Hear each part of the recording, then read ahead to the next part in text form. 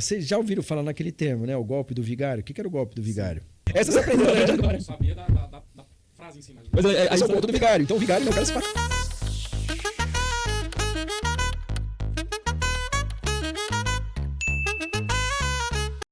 Eu tive relatos aqui em escolas da qual eu dei palestras, onde a pessoa tinha 16 anos e falou: olha, o que você está falando para mim está acontecendo comigo. Eu fumo desde os 12.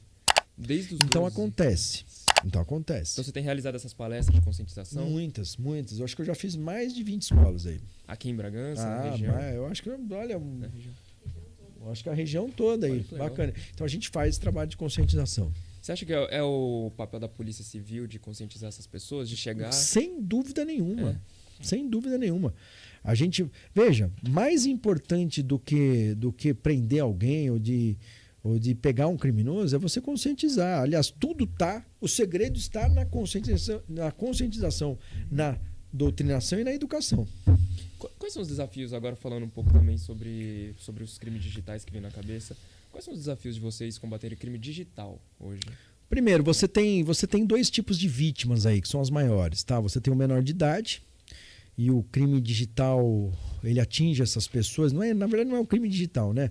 É o crime que se faz por meios digitais, como abusos, enfim, isso aí, com vários aplicativos, como Roblox, Discord. Snapchat, Discord e tal, que são, em alguns momentos, são lobos em pele de cordeiro. Por quê? Porque são aplicativos utilizados por criminosos que se passam aí por, às vezes, jovens, crianças e tentam cooptar outros com o fim do quê? De cometer um crime de abuso e tal. Então isso é uma grande coisa, isso deve ser visto pelos pais, isso deve ser acompanhado. Os pais devem estar sempre observando. Isso não é tirar a liberdade do teu filho, isso aí é conscientizar. Sim. Isso aí é amor, é gesto de amor e pode acontecer. E veja, não é que eu sou prova viva disso, mas eu já combati muito isso. Então isso realmente acontece. Tem que ter estômago, né?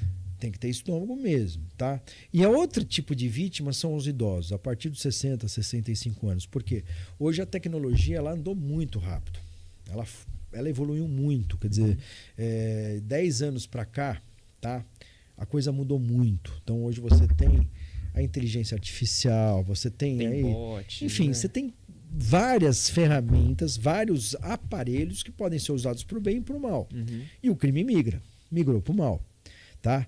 Então é lógico, hoje você não tem dinheiro vivo. Então o cara, onde vai ele furtar? Ele vai furtar online, através de um crime cibernético, seja online, seja por um golpe, enfim. Sim. No Brasil teve uma época, inclusive, que era muito comum você ter crimes, sequestro, né?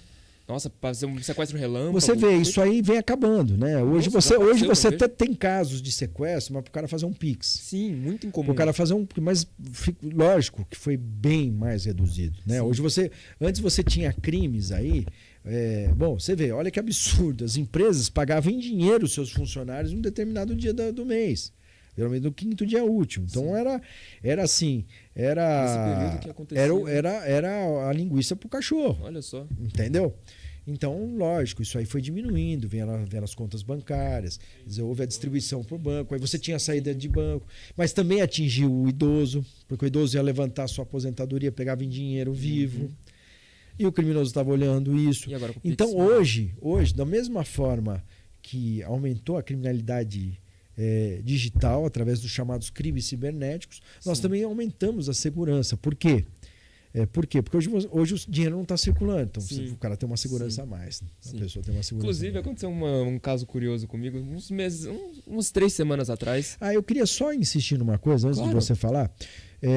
Nós aqui em Bragança, isso era um objetivo que a gente tinha lá, era o quê? Criar um setor para a investigação de crimes cibernéticos e para realizar trabalhos, inclusive como laboratório de lavar dinheiro. A gente conseguiu fazer isso. Olha só. Que é o nosso centro de inteligência policial. Ele, cada dia que passa, ele está aumentando mais. Eu pego profissionais, então eu consigo inibir esses crimes. Ou se eu não consigo inibir, eu consigo chegar até os criminosos. Você consegue pelo menos até... E a ideia era expandir isso para o estado todo. Tal. Mas isso é isso. Uma iniciativa da seccional, esse setor? Ou vocês... Veja, a gente dependia muito de São Paulo, né? São Paulo tem o Cybercrimes lá, que é uma divisão. Sim. Tá? Mas só que é o quê? Imagina a demanda deles no estado todo para esse crime. Então gigante. não dava. Então ou a gente aprende, né? Ou a gente aprende a pescar, ou a gente compra o peixe. E Comprar vocês o têm a peixe estava liberdade? caro. E você tem Então, liberdade para poder criar esses setores assim? desde que haja treinamento, a gente fez, entendeu? Olha que legal. Tanto que hoje a gente pode andar sozinho nisso. Olha que Hoje legal. dá para andar.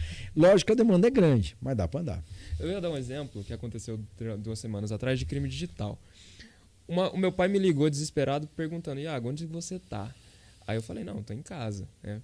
Aí que eu recebi uma mensagem estranha aqui, falando que sabia quem ele era, sequestrou o filho e tá pedindo um pix de R$1.000. Eu tô valendo R$1.000. Aí você falou isso pro seu pai, legal. falei, e pai, teu pai falou a verdade, né? Eu falei: ô pai, R$1.000 pelo seu filho? Pô, pelo amor de Deus. Mas veja, tá? Isso teu pai tá informado. Mas quantos não estão acostumados? Quando você pega e fala com gente mais idosa, quando eu falo idoso, dá a impressão que aquele velhinho não é isso. Você tá falando com uma geração inteira, que não tá como uma criança hoje de 12 anos em relação ao celular. Sim. Quer dizer, ele não tem. Ele até, não falo nem ingenuidade, ele é bom. Então, se alguém ligar para esse determinado idoso e falar: olha, Sim. eu sou seu sobrinho e tal, o cara vai lá e paga. Ainda mais hoje com inteligência artificial, que você pode replicar a voz, né? Então, Entendeu? Então veja, ele não vai correr risco. Para ele correr risco, ele prefere pagar, ele vai cair no golpe. sim. Então, eu vejo isso até como uma coisa interessante. Isso é um dado concreto. Isso tudo por conta da bondade, da maturidade desses idosos.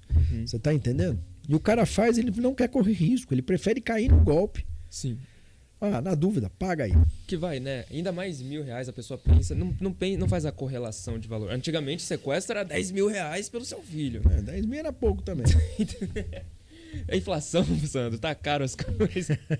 Acontece. E esse tipo de golpe já é antigo, né? Antigamente era ligação, né? Você sabe, você sabe que isso isso aí é estelionato. Estelionato é você levar vantagem indevida através de um artifício, de um ardil, de uma dissimulação aí, né? Mas o estelionato, ele vem dos primórdios, né? Quer dizer, poxa, não pense você que isso é coisa de hoje, né? Seu bilhete premiado. Mas eu tô falando coisa mais antiga aí. Você sabe que vocês já ouviram falar naquele termo, né? O golpe do vigário. O que era o golpe do vigário?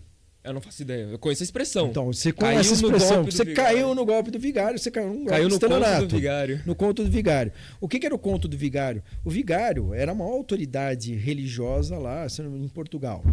E ele, quando ele chegava em uma determinada província lá, né? Pô, o vigário chegou, tal, pá. E uma pessoa, né? Um estelionatário, ele se passa por vigário. Né? E ele leva um baú, como se fosse das roupas dele, com as joias e tal. Então ele vai numa determinada província, ele se instala lá numa pousada, alguma coisa dessa natureza, vai, e ele diz o seguinte: olha, eu vou ter que percorrer outras províncias, mas tenho que deixar o meu baú aqui porque eu não consigo carregá-lo, eu vou ter que andar por alguns dias aqui, então vou deixar para aí, olha, só que tem toda a minha vida, tem todas as minhas riquezas aqui no meu baú. Guarda para mim. Tá? Alguém se habilita? Todo mundo queria ajudar o vigário. Não, eu guardo. Mas eu não vou dar o meu baú para você a troco de nada, amigo. Você tem que dar uma garantia para mim, né? Mas o que o senhor quer? Me dá um pouco, me dá dinheiro. Ó, aqui tem 10 milhões. Você tem que dar pelo menos um para mim para falar, ó. E a pessoa dava. Cara.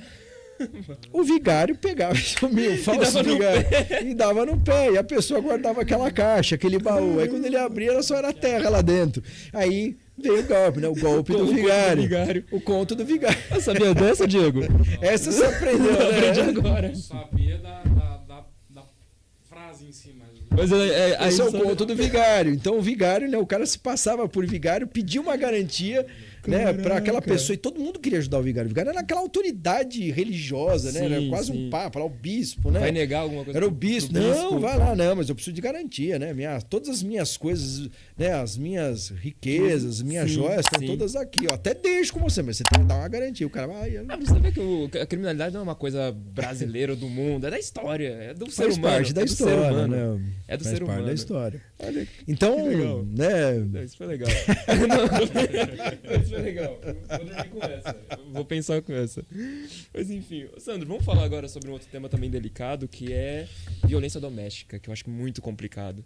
Olha, Iago, tema interessante, tema complicado. Veja, eu falei só de coisa boa para você, eu falei de redução de criminalidade, a gente falou, né, nós somos, né, quase a segunda cidade mais segura aí do estado de São Paulo, nós estamos entre as 10 regiões mais seguras, estou falando da região Bragantina como um todo e tal. Sim. Mas um problema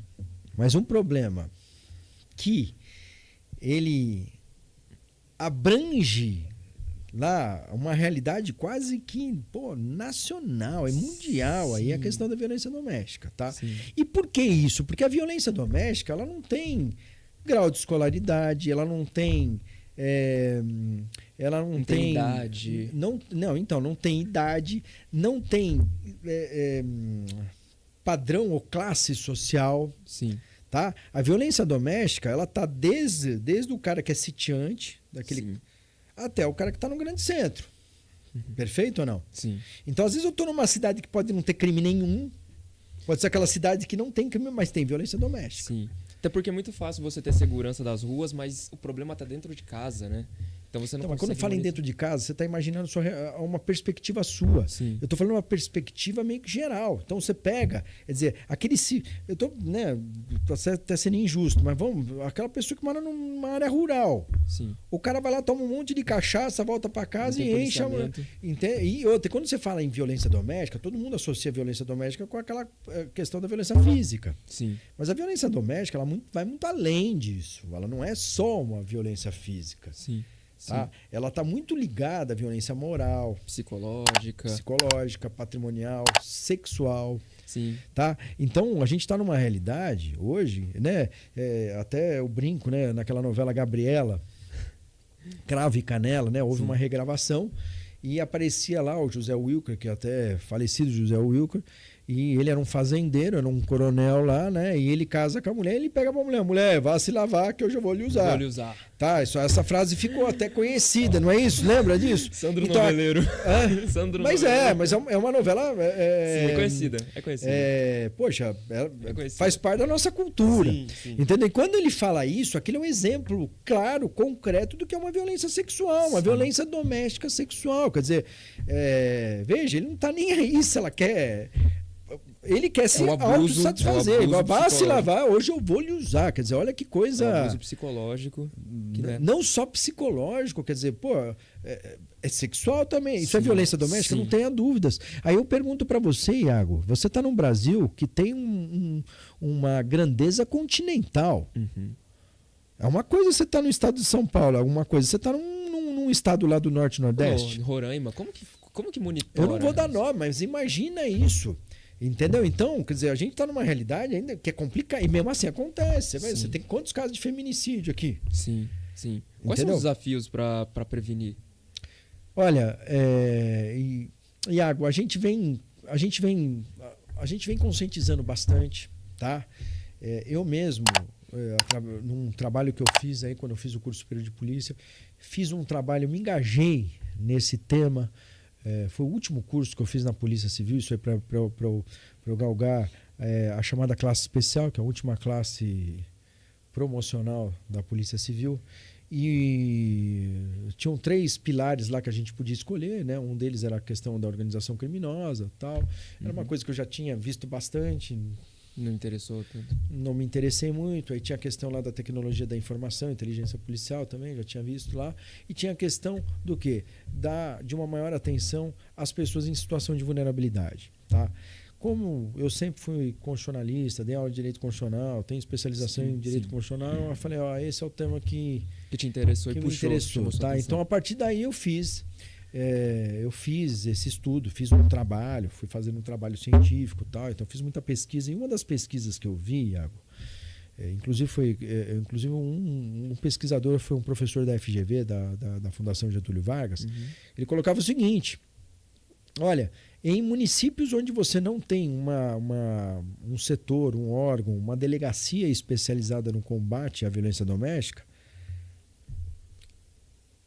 esse município vai ter muito mais violência doméstica.